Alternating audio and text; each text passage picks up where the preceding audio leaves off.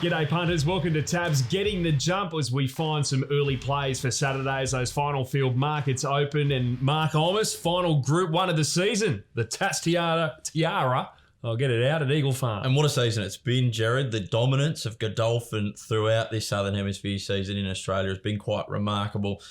And I think it's set to continue according to the markets with Tab anyway. And as always, good to be with you. Yeah, well, it's fillies and mares Group 1, so just about always, $5, $6 the field. But our theme for the Tiara is, well, just continue Godolphin's great run, as you've mentioned. And they got the top three in the market here. Pahudakawa, 550, Savatiano, 650, Multaja at 8, 11 and longer the rest. You got Invincibella and Sprite, 11. Last year's winner, Prompt Response at 13, but Godolphin again, huge hand. Yeah, absolutely. Multaja looks awfully hard to beat, but the market and punters have certainly found her. I've gone with Sprite, first mare home in the Stradbroke, the Goodwood winner from a little bit earlier on. Her time's relative that day to the Dang Reaper a lot faster than the likes of Prompt Response. The run, if you did want to go with Dane Ripper form, was Noir off a very soft speed. Last furlong was outstanding at about a $16 quote as well, but I'll go with Sprite, Gerard. The 1400 metre trip is a query, but as I mentioned, the times that she ran last start should see her be up to this, and then I dare say it may well be a stud career. Yeah, I think you might be right. No surprise to see Pahudakawa to come up favourite. I think most punters just, they were talking through gritted teeth, shall we say, after her last run. Yeah, and in the Queensland Guineas it was, of course, Colding appears to be a potential Group 1 horse in the making, just considering how many Group 1s we have this day and age, Gerard. Well, Sprite, your overs play for the Group 1 Tiara. Let's now go to Randwick this weekend, and the Winter Dash is the other race we're going to look at. And this is race 4 on the card, first leg of the Big Six. So Jungle Edge coming back to Sydney Town. Probably a wet track by Saturday, wet at the moment, but $4. Passage of Time, $4.40. Cradle Mountain, $5.50. Almanzora and Caesar both at $7, double figures and longer the rest. So Jungle Edge. Definitely a winning hope, Gerard. $4. Probably about the right price. Same thing for Passage of Time. Again, the other last start winner.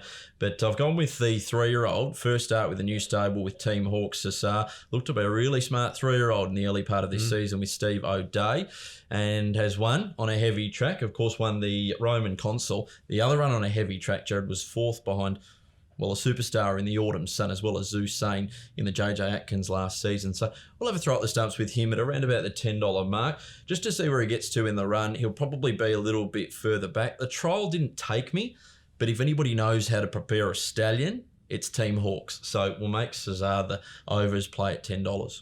Let's go to overs-unders now, and the first race we're looking at here is the GH Mum over the 1820.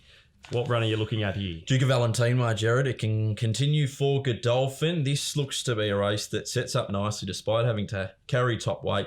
You go back to December time behind Sky Boy. Those sort of form lines are superior to anything else in this race. You've got Lightning in My Veins, Mask of Time should make the speed. The two Mar runners.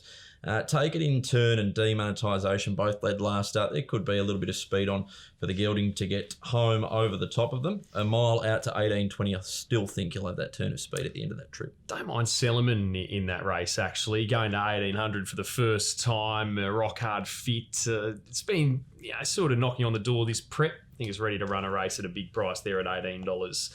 Let's now go to the Healy Stakes. What runner are you looking at here? In fact, one that's been very well backed early doors. Yes, so we made, of course, Duke of Valentino an overs play. We go to our unders play, which we're having a bit of success with, Gerard. Last week we got all three unders plays beaten, and what we're trying to do is pretty much take a big portion of the percentage out of the market for you, the viewer, to be able to narrow down a few more value runners.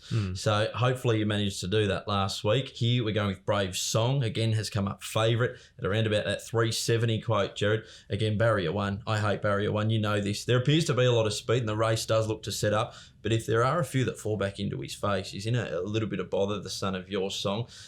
Definitely a winning hope, but does need luck. We'll make him an unders play.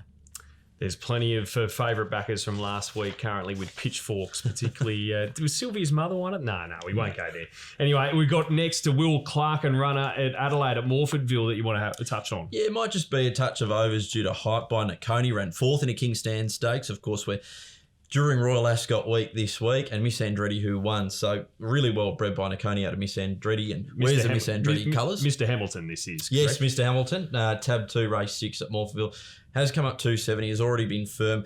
Has an outside draw, and there does look to be a little bit of speed inside of it. There's a horse in there called Wing Snipper that could get the drop on all of them and come over the top. So we'll pot it at 270, Gerard. I like your South Australian form, so happy to We just take your want to word talk on about that as an Sutherland. unders play. Let's now go to toting around, and that Big Six pool at Randwick this weekend projected to get to around the $100,000 mark for New South Wales tab customers. And it starts with the Winter Dash, where you say there's only 2 hopes. Interesting, you got Pelothronius in the second leg. I think it was about 3 years ago now. It was about this time of year. Wet tracks. Pelothronius couldn't be beat. Yeah, history could repeat, Gerard. So we decided It's been to a just while, throw though, it I in. think. It has indeed. We'll throw it in just in case anyway, because we are expecting quite a heavy track. Could throw up a rough result. 2x2, by 2, by 4x4, by 5. Getting just over 15.5% there for a $100 spend. So now we're going to spec some futures. And it'd be rude not to play at Royal Ascot. Yeah, near futures, I guess, Gerard. Still comes up under the futures markets. There's a horse there called Advertise that I really like, covering the Royal Ascot meeting. It's been a lot of fun. Back to 6 furlongs. This horse had a crack at the mile at the 2,000 guineas. Wasn't suited. Back to the sprint trip of the Commonwealth Cup. This is like the Coolmore Stud Stakes we have at Flemington, Gerard. 3-year-olds over 1,200 metres. Smart horse Frankie Dettori rides, $11. And I suppose commiserations to Toby Edmonds and their team with Hootson, with it knuckling at the start. Unlucky, but the top hat looked good, didn't it, Toby? It did, and surely it's an experience that Toby will cherish and hopefully send a few more horses back. Early arrival time, and this is your overs play of the week, and you're going to the Healy Stakes here, the last race at Eagle Yeah, Farm. we're back to the Healy. Of course, we had Brave Song will pot it. Alassio, I don't think she needs to lead to win. We tipped her a couple of weeks ago, and the June Stakes was scratched. Comes to this, I don't think she needs to lead. There's a stack of speed in this race, and if she can be just off them, she could be value at around about $13. Just a race that maybe looks to map quite well for her. I like her. She's a good mare. Another mare I like in the Winter Dash, Almanzora. I think she might actually go a yard better on a soft and heavy track. I mean, last time we saw her at the races, ran second in the Niverson, the Group 3 in the late spring sort of periods, had 2 trials, winning one of them heading into this, and it's already been backed. It was $7 when we were just upstairs having a look at the markers. Now 6 as we walk in the studio, but Sydney race 4, number 9, Almanzora. First up, I think she's really going to progress this preparation. We've already nearly come to the end of season 2018-19, Gerard. Yeah, that's exactly right, but plenty of winners to be found. So we'll be back next week for Getting the Jump, and don't forget to catch the words tips on the Tab blog. And Mark, enjoy the rest of Ascot. You too, Gerard. And we'll see you next week on Getting the Jump.